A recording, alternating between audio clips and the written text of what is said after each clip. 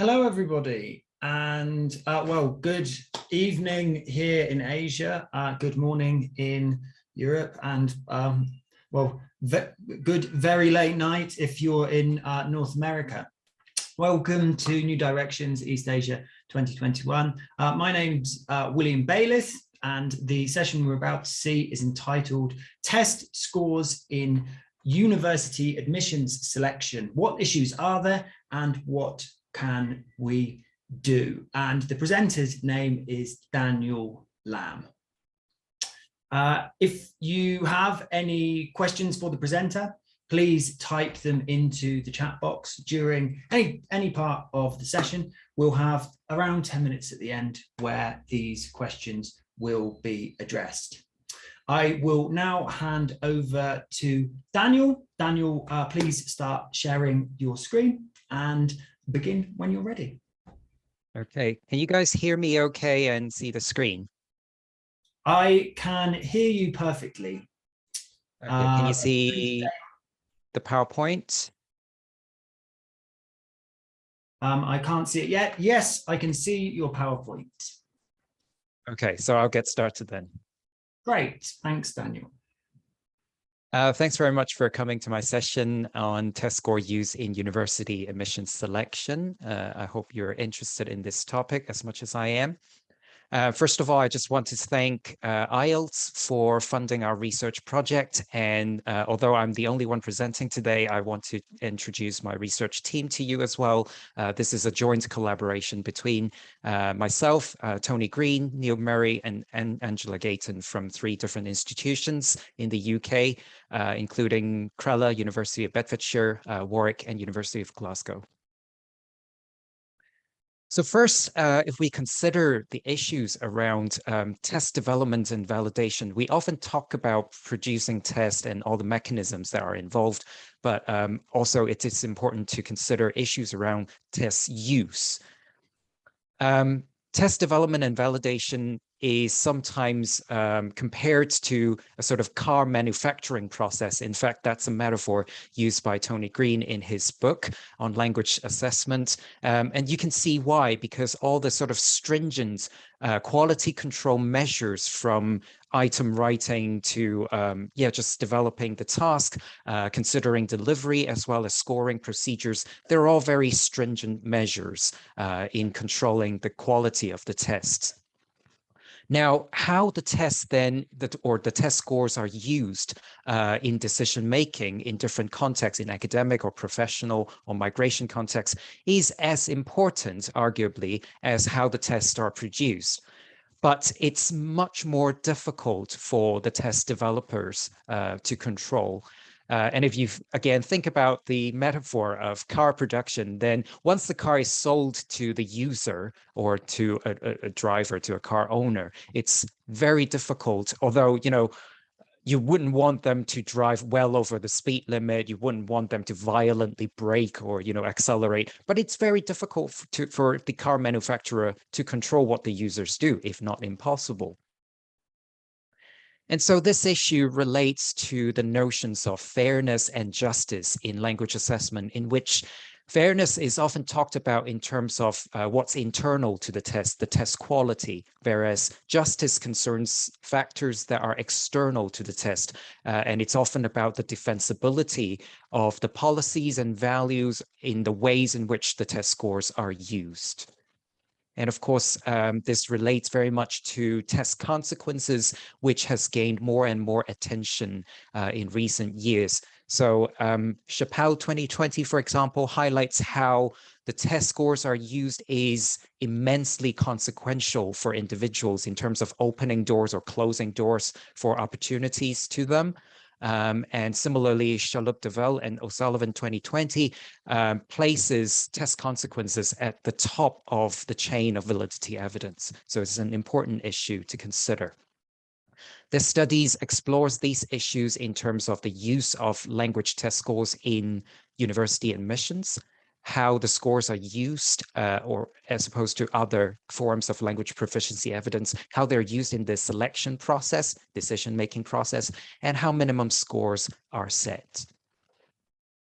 And this has been a cross-institutional case study, and it's motivated by and building on previous studies, which were case studies focusing on specific individual institutions, but also from previous researchers' recommendation that more of these studies, especially comparing different contexts, would be important, because we can then see how different contextual factors or circumstances might shape the selection practices. So in this study, we have sampled a total of 6 admissions contexts across 5 universities in the UK. Case study A and case study E were from the same university. We were trying to sample different admissions contexts so as to represent different types of universities, different decision-making level from central or institutional level to more local departmental decision-making level, as well as representing different levels of study from undergraduate to postgraduate and also pre-sessional. Just a brief overview of the data collection and analysis process. So this study has been based on mainly semi-structured interviews with admissions personnel in the different admissions contexts. These interviews were conducted the interview questions were designed based on the main research questions, but as well as the sort of publicly available information on the university websites. And we tailored the interview questions to each context a little bit. The interviews were then analyzed by, well, transcription and note-taking, as well as coding these interview data, both deductively and inductively. By deductive coding, we meant that these were initially coded according to the interview questions and broad themes that characterize all case studies, but we then also inductively coded them so as to capture emerging themes or themes that are characteristic of each context. One of the interviews was double coded by 2 members of the research team, and then we had a discussion after the double coding to resolve any discrepancies before the rest of the interview data was coded individually. We then developed the case studies based on the analysis, taking into account both the broader themes that were common across the case studies, as well as individual themes that were more specific to each admission context. After developing the case studies, we had a panel discussion, and the panel consisted of all 4 members of the research team, as well as 3 members from IELTS partners who had roles in engaging with stakeholders. So we then explored in the panel discussion the results of the case study, all the themes, and also looking at potential ways of how to further engage with stakeholders in terms of test score use in university admission settings. We then integrated the overall themes across the case studies, as well as the panel discussion, comparing sort of similarities and differences in views of different people. So we're going to talk about some of the results, some of the findings of this study. Of course, this is not going to be exhaustive because the study had quite a number of findings. More details can be found in the IELTS online research reports that's available on IELTS website. But to focus on some of these aspects a little bit in this presentation. So first of all, how are test scores used in admission selection or admissions decision making? The first thing that I want to mention is about the use of language proficiency test scores as opposed to English medium study or prior English medium qualifications. So obviously, selection personnel would use a number, or in different contexts, depending on which context they're in, there are different kinds of evidence that they can use. So test scores are one of them. Prior English medium qualification is another, but they might also take into account things like personal statements or writing samples or comments from referees if they are available. But these two were very interesting, so I want to focus on them a little bit. So one of the departmental admissions officer, for example, said that in regards to using prior English medium qualification, they said that's across the board. There's no flexibility. It's university-wide policy. What can be accepted and what cannot be accepted in terms of prior English medium qualifications. And they said that we need to abide by what the university says about English language tests and when the test can be waived through certain prior English medium study. And the thing to focus on is the word waive or waiving, which recurred several times within the interview. And I thought it was interesting because the word waiving represent a kind of assumption or value that the test scores, the English language proficiency test scores, would be the default, would be the norm.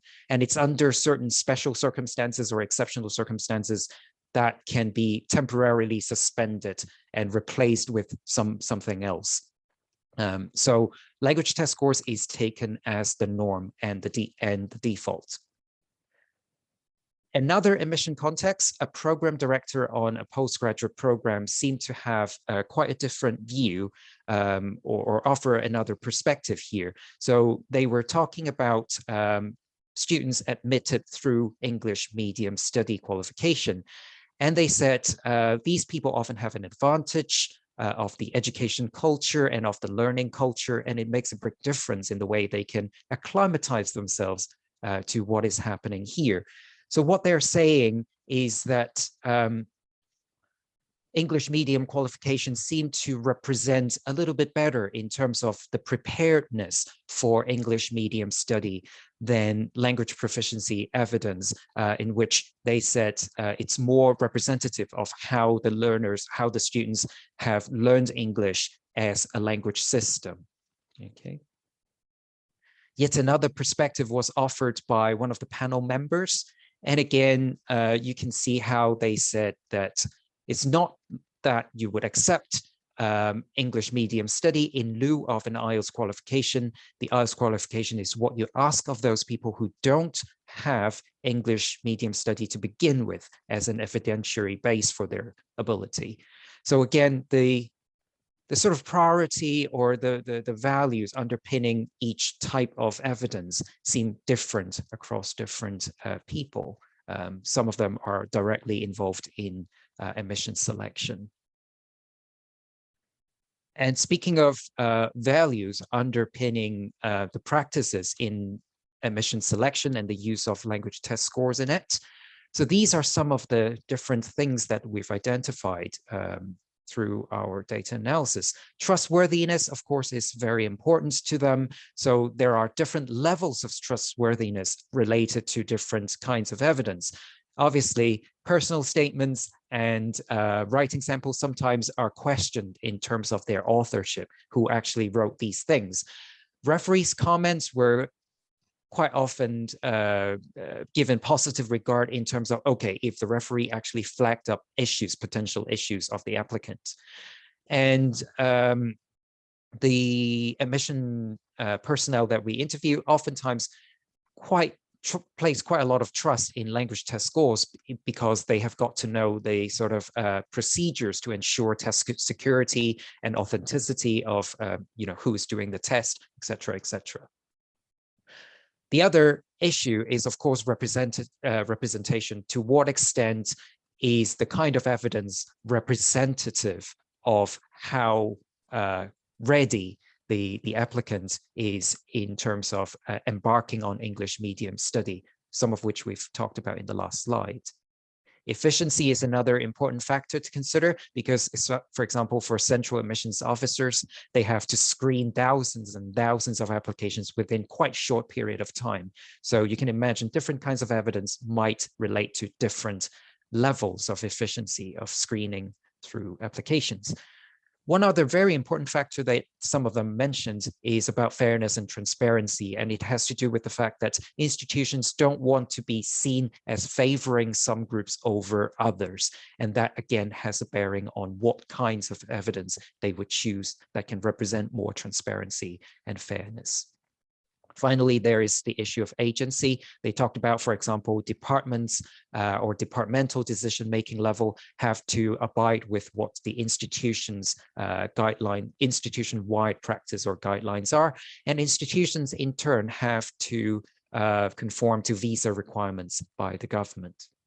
Overall, with all these factors taken into account, the general thing that emerged was that test scores, language proficiency test scores, seem to be the favored option in across these different contexts. Okay, some findings about how minimum scores are set. And one of them is the fact that as far as our informants were able to tell us, there are layers of formal approval processes and committees from departmental level meetings up to very high up in the institutional level, such as vice chancellor groups, but there is no formal standard setting procedure or exercises. And this seems to be standing in contrast with what is recommended in the IELTS scores guide and guidelines provided by the BALIP, British Association of Lecturers in EAP. And one of our informants said something that is indicative of this, saying that the score that is being determined or when they're revised, it's quite a diverse way of arriving at a number, sometimes quite a random number. And it's just people coming up with a number that they're familiar with, they've heard of, and sometimes they compare themselves with other programs or try to borrow ideas from adjacent programs or neighboring institutions. Another finding regarding this is that in the sort of process of determining or setting benchmarks, setting minimum scores or revising them, there seems to be a gap in dialogue between the levels of policy making and policy implementation. This central admissions officer informant, for example, said that they didn't know how the entry criteria were set. They were very familiar with what the criteria are, but they're not familiar with how those criteria or what that benchmark of IELTS or other test scores came about. Similarly, when evaluating all the case studies, one panel member noticed this and they recommended that, well, actually, it would be good instead of for all the admissions officers, administrative personnel to just attend the IELTS training on test score use, it would be good if the training can include other people, say academic staff and administrative staff, all of them sit together and get to know the information and then go back and have a discussion, because there seems to be a lack of dialogue or discourse internally within institution. And that is coherent with the BALIP guidelines, in which a sort of standard setting panel in determining or setting the minimum score would consist of different stakeholders within the institution, consisting of central admissions officers, but also academic staff who would have to deal with the students eventually, but also EAP staff who can advise on language, as well as international or recruitment marketing staff who knows the market information. Another finding, final finding over here, is a sort of limited awareness of guidance from test providers. Now, we found that both central admissions officers that we've interviewed, they attended the IELTS training seminars, but there are other informants who are less aware or not aware of guidance available from IELTS training seminars or a sort of text score guide. And more importantly, there seems to be a kind of mismatched distribution of knowledge about test score use between the policy implementation level and the policy making level. We saw that the personnel that seem to be most familiar with test score use, what the scores mean, would be the admissions officers who have attended IELTS training, but they don't have the power to effect change. They have the knowledge, but not the power to effect change. Whereas as far as they were able to inform us at the policymaking level, there's less of an awareness of standard setting procedures, what the scores mean, et cetera, but they have the power to effect change, but not the knowledge. So just a summary of what we found in the study, what issues are there in test score use, and what can we do? Previous studies have often found a sort of lack of staff, lack of knowledge among admissions staff, And in this study, we additionally found a kind of, found a nexus of factors, which is presented here, and that sort of contributes together to practices in test score use in university admissions. First of all, of course, there is the issue of assessment literacy. And we know that it has to do with knowing the meaning of the scores. What does an IELTS 6.5 mean? What does an IELTS 6 mean? But also about standard setting procedures, whether they are aware of guidance from test developers such as IELTS, etc. But it's also important, as you've seen before, to not just consider assessment literacy in terms of a yes/no question or high level, low level, but also look at the distribution of assessment literacy across different decision-making entities and how much they need to know, what they need to know. And of course, the elephant in the room is institutional priorities in terms of how users actually use test scores in admission selection. And the fact is that language test scores are often used as a sort of screening mechanism. If they want to admit more students, they would set the scores lower. If they want to actually limit the number that are admitted onto the program, then they would set the score higher. And sometimes it has less to do with what the scores actually mean or what level is appropriate or required on the program. There's, of course, codes of practices available. We've talked about IELTS Scores Guide and the guidelines offered by BALIP. They're useful for test score users in terms of enhancing their assessment literacy. But of course, we've seen in the study and others that there's always a sort of balancing act between institutional priorities and how institutions would respond to codes of practice, in particular, whether there are real motivations for them to positively respond to codes of practice, or what they would take from the codes of practice and what they would not. So what can we do in conclusion as language testing researchers or test developers? In recent discussions as well as publications, there's strong sense that as language testing practitioners, what we need to do is not just tell the stakeholders what to do. We actually need to and want to listen to them and get a real sense of understanding their policy context, the context in which they operate, as well as the stakeholders' values and needs. And based on that, we need to then tailor our communication to engage stakeholders, building communication plans and techniques so as to engage them with appropriate test score use, or on a different level, trying to motivate them for more appropriate test score use. So these are some of the resources that I've mentioned in terms of IELTS guides and BioLeap testing guidelines for universities. And these are the references that I've used in this presentation. If you want to know more about this study has now been published open access in the IELTS Research Reports online series. And so feel free to just download a copy and get to know more about this study. Thank you very much for listening. And so if you have any questions, you can post them now.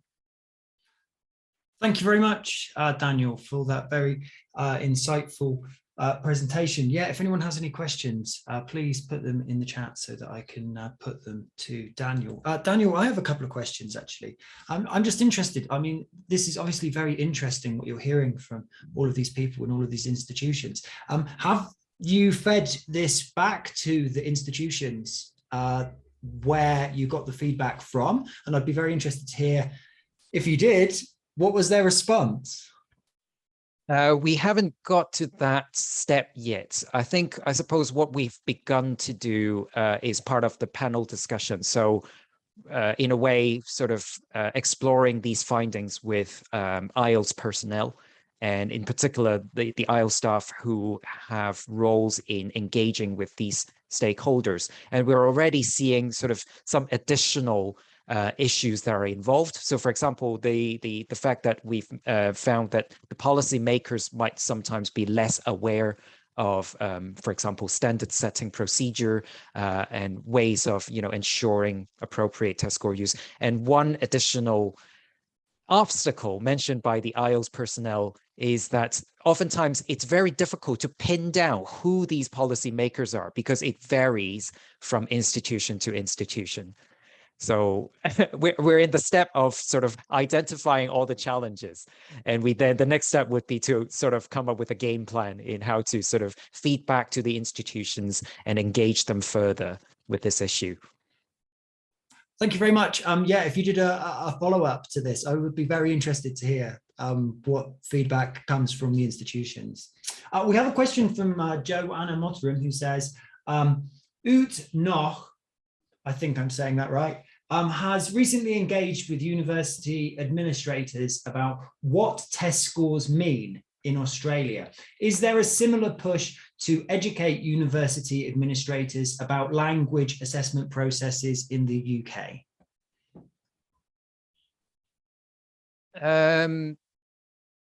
I'm not personally aware of an sort of ongoing initiative in that sense, and it might be something that language testing researchers or test developers like ourselves would need to take that first step.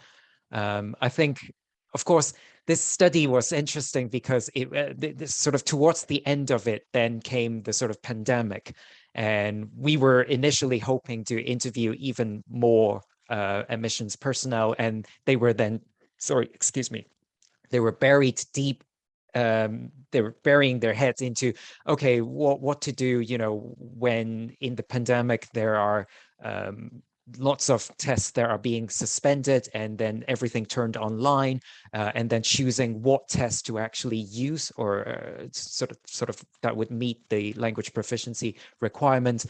So a whole lot or whole host of different issues further arose within the pandemic, and I think, yeah, this issue would just become more and more important, and certainly there needs to be a kind of initiative that engage institutional stakeholders in this kind of issues, and knowing the gravity of the issue. Thank you. We have one more question from Cheryl Cook, who asks, given the consequences on individuals' futures as a result of these admission decisions, is there an argument that these educational institutions actually have an obligation to share how these scores are set, even from a consumer rights perspective? I would certainly agree to that. I know that, you know, of course, in terms of policy making and what sort of practices these different institutions engage in, it's a very complex issue, and it might, you know, take a very long time for any new policy to be in place.